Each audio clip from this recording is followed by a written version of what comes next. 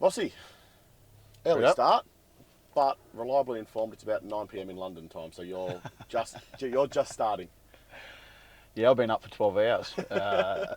Yeah, trying to adjust back to the time zone, but fortunately a few days later now, so well and truly adjusted. A European adventure, mate. What did it involve? Yeah, no, it was good. It was, the timing of it was really good. To be able to go over there for a week, I was really over there just for the sole purpose of visiting a couple of places and sort of trying to find out, world class. What's world class environment look like, and so to spend some time with Tottenham and also at Saracens was, really really great opportunity for me to be able to be a fly on the wall and be able to look at what others do. Why now? Well, the big one for us is that I think every year you're trying to find out how do you get better. There's parts of it where you're looking to find where your program gets better. But also you're looking at from a leader how you want to get better, and as an organisation, they're the small marginal gains that we're trying to make, and whether that's personal improvement or whether that's improvement to our program, we'll seek out every avenue we possibly can to try and get that better. And in the timing of the year as well, obviously pre-season has just started, but is this the time where coaches can maybe afford to get away for one total week? Yeah, well, it's important because I think if anything, they can get sick of hearing your voice as well. Look, I'm really fortunate. I've got a great group of coaches. We've been together now for this will be coming on our 4th season. We're fairly stable when it comes to that. Really clear on the improvements we need to be able to make for next season. We've been able to do a few pre-seasons together now, so we understand the standards we're trying to chase and where we need to get better as a team. So from my point of view, it's a bit of a no-brainer and a great opportunity to be able to go over there. Pre-season camp, ready for another plane ride you are now. We're heading up to the airport right now. Opening round last season meant there wasn't one, and plus we're normally used to these being in Feb compared to December. So if you could outline what it's going to look like and where the focus lies, what's your answer? Yeah, well, it's as much as anything, it's break up the pre-season. Obviously with Icon and the ground not being available at this point in time, spending some time out at Latrobe and also using a camp. It'll take on a bit of a different meaning, this one. This is probably a bit more to try and get away and get away together, and like most camps, it's just a chance to probably focus in on us and our group and our relationships and what season 2025 looks like. So it's a short hit, but it wraps up our pre-Christmas planning and before we obviously get into the real stuff next year. I'm sure the players are heading in now knowing that it's always a good time to connect with their fellow teammates, but also knowing that there's a fair amount of hard work to come. Yeah, there is, and it's an opportunity to be able to condense the workload. That's what you do get. It's a rare opportunity to be able to sort of probably increase the load and also finish off your pre-Christmas prep, and they should know what's coming. But look, I've got to compliment the group, the way that they've presented back. It's some of the results that we got back from the running and the 2K time trials was a credit to their off season. You can tell they went to work on a new program. They've been able to sort of adapt really quickly to what's required, and pleasingly, a lot of that improvement come from our younger players with the results they were able to get. So it's an opportunity in the off season to be able to go away and work on something, and clearly they've been able to do that. A few players have already done interviews to start pre-season, and speed and power have been the two words that have popped up quite consistently about what maybe has a different look this year. Can you speak a bit to that? It's a little bit like pressure and contest, isn't it? It just seems to be the 2025 roll. It seems to be the roll off the tongue a little bit. So, that's what we learned a fair bit off last year's program, and clearly it's an area that we need to be able to get better at and make sure it has some presence right throughout our program, throughout the entire season, not just pre-season. But we get to leverage off the back of the work of what they've done over the last couple of years, and we get to sort of probably be a little bit more specific with what we want to chase. And so that was a pretty clear goal of ours, and Rob and his team have been able to get to work on that and done a fantastic job. And to the credit of the players, it's their job then to get to work, and haven't complained. The sessions have been really big. They probably all are at this point in time of the season, but I think what we've been able to do is specifically get after a couple of things, and obviously clearly that's been one of the focuses.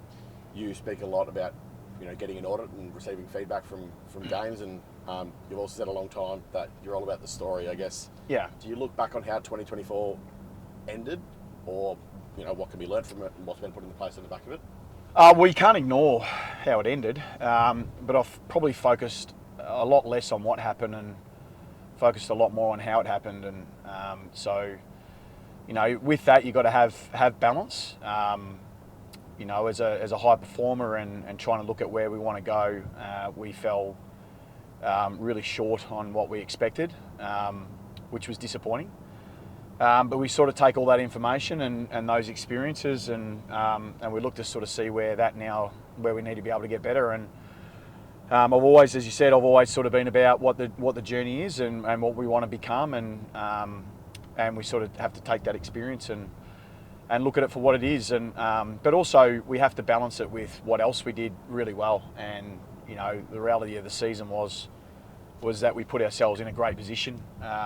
We have to acknowledge that about what are the things that got us in that place in the first place, but also we have to be pretty honest in our judgment of ourselves and see where we need to get our movement, and that's been a really big focus of ours. You used your John Nichols medal speech to mention pounding the rock, something that the Broken Lions have used. I guess in a literal sense, what's that look like, and in particular the balance between ambition and expectation? Yeah, well, it's high form's all about habits, really, in a day, and to get to where we need to go, we need a level of consistency, and that's what the competition demands. It doesn't ask you to be good for 1 week. It doesn't ask for you to be good for 10 weeks. It asks you to be good for 26, and that's the sort of level of consistency that we're trying to attain. And we'll keep using points of reference to be able to challenge where we need to, but also support the progress we're making. And we have to acknowledge those advancements, but at the same time, really challenge where we need to be. So I would imagine that some of that has actually been quite confronting to many, but we need that to be able to find out where we next need to go. And I think we've been pretty clear on that, and so the message hasn't changed from us from the best and fairest to now. It's about consistency, about high standards, about never-ending improvement, and we're going to seek every avenue we can to be able to do that. It's not just Brisbane, of course. Like Lions in 24, Pies in 23, Cats in 22. Last three premiers, all of them lost the grand final and 2 prelims in the 5 years before, winning the ultimate. Put simply, I guess, how much does this team and the club need to, be prompt to embrace what could be an absolute slog in the coming years? Yeah, well, I think it's I think we don't sort of look at it, or shouldn't look at it that way. We should look at it as that we've got relevance and that we're being talked about, and we are in that pack. But we also have to acknowledge that we are in that pack, and what's going to elevate us and give us our point of difference. And every single team is talking about just how the tough competition's going to be. It's going to get even harder next year, and so it's going to demand that consistency. And I think the teams that you refer to there, they've had a level of consistency, not just over one season, but they've been able to bank year after year after year, and that's what we want to be. We've got to be a football club that is not just chasing the short-term gains, but is making decisions that makes us sustainably good for a long period of time. And it doesn't mean we compromise on either, but we've got to make sure we're really clear with what we're getting after. And as a football club, it's been a long time since we've been up that top and been able to stay there. So that's what we're trying to do, is not win sometimes, we're trying to win always, and that's a bigger challenge. It is a different kind of pressure compared to, I guess, when a bunch of these players arrived at the footy club, however long they've been here. But how important is it not to lose sight of, I guess, the enjoyment of the journey, which I know is like something that Paddy Cripps is massive on? Well, you have to. It's and that's where you get better, and that's what you got to acknowledge, and you got to acknowledge the points of references when you really achieve something. But for us, it's we've talked a lot about the enjoyment of where we're going, and we can raise the stakes, we can have the intensity, but we also have to have perspective. We've got to show gratitude and recognise that we're in a really privileged position, and we're really fortunate that as a football team we play in a stadium that brings energy, and that's what our supporters do. They bring energy to a stadium and they bring it alive, and we hope that obviously we're bringing a style that they can connect into, and I've spoken that a lot, but that's really important to us. And so there's a manner in the way we want to be able to play, and we want to make our people proud of us, and we're determined to do that. When you speak of enjoyment, I'm not sure there's much more for a coach than, I guess, an injection of youth when you see these players get their opportunity. What does that do, not only for the coach, but also for the wider playing group? Yeah, it's exciting. I think when you look in pre-season, I mean, you've got your older players clearly that have, they've got pre-season after pre-season under their belt, and there's always a challenge for them to be able to find where they're really small incremental gains.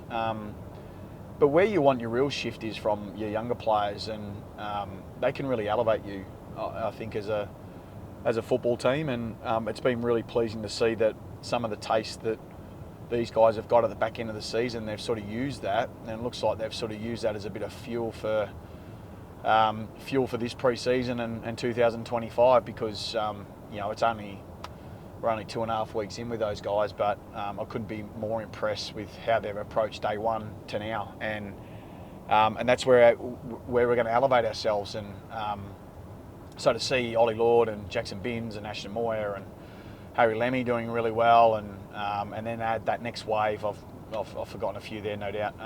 And then to add that next wave in that we had over the draft was particularly pleasing. I think you just combined Ollie Hollands and Cooper Lord there today. Oh, did I? As well. I think you did. Right. What did I do? Did I go Ollie Lord? Yep. Cooper Lord. Sorry, Scoop. Well, you might have touched on this a few answers ago, but you mentioned like AFL footy is so tight. Everyone wants the same thing. Everyone does a lot of things that are similar. But I guess when you think of the Carlton Footy Club, what is its point of difference? Well, our point of difference is definitely where we get to play, and that's that I always talk about that a lot, because that is part of the journey. And we're really fortunate that we get to go and play in front of a lot of people. We're really fortunate that that we've got 106,000 members and growing. The interest is it's peak interest right now on our footy team, and that's sort of a bit of a rare spot that you get to. And when you're sort of probably doing the hard yards and no one's really watching and no one's really picking you apart, you wonder whether these days will actually ever turn up. And then when they do, you shouldn't shy away from that. You should step into it, and that's what we've gone after. Also, every football club is talking about their point of difference, and how hard the competition is, as you said. And what I've found the difference between, I guess, average performers to great performers is they do what they do every single day, and they keep looking to get better, and they build a level of consistency and habits that supports them in the good times and supports them in the bad times. And we're probably get to learn that over a season and also seasons. So let's forget about the seasons part. Let's just make sure we get the pre-season right first, and that's where we'll sort of hone our energy to make sure that we get ourselves ready. You did mention the 106,000 members, and we did go out to our supporters asking if they had any questions for you. So we will ask as many as possible before we pull into the Virgin Australia car park. Right. First of all, from Joel, he's asked the big question first of all. How do we improve as a team in 2025? Well, we're chasing we're chasing that sort of one goal of being able to defend better as a team. And why we put such importance on that is because if you do, it puts you in better positions on the ground. It doesn't take away that we want to be dynamic with the ball in hands, and what we need to be able to work on there. It doesn't do that. But what doesn't mean we don't talk about that. But it does mean that it puts us in better positions on the ground to be able to score from, and so that's what we're trying to reinforce. And I know if we get that right, if we respect the really hard part of the game, then the other part we can add a little bit of freedom and creativity and lean on the strengths of our group, and that's what we'll continue to do. Just as an aside, I'm pretty sure we just passed Murph Hughes in the car just then. So beautiful. Did you really? Well done, Murph. From Dan, will there be a different style of play next season? Let's catch up to him. Sorry, what was that? Will there be a different style of play next season from Dan? I think 80% of what we're doing will be there. If anything, we're probably more focused a little bit more on the fundamentals pre-Christmas. And by that I mean maybe getting after a little bit of the fundamentals of contest and such a big part of the game. Small things like, the tackling interpretations changed a lot, so we have to adapt to that. So being able to absorb our pressure is a really big focus for us, not just creating it.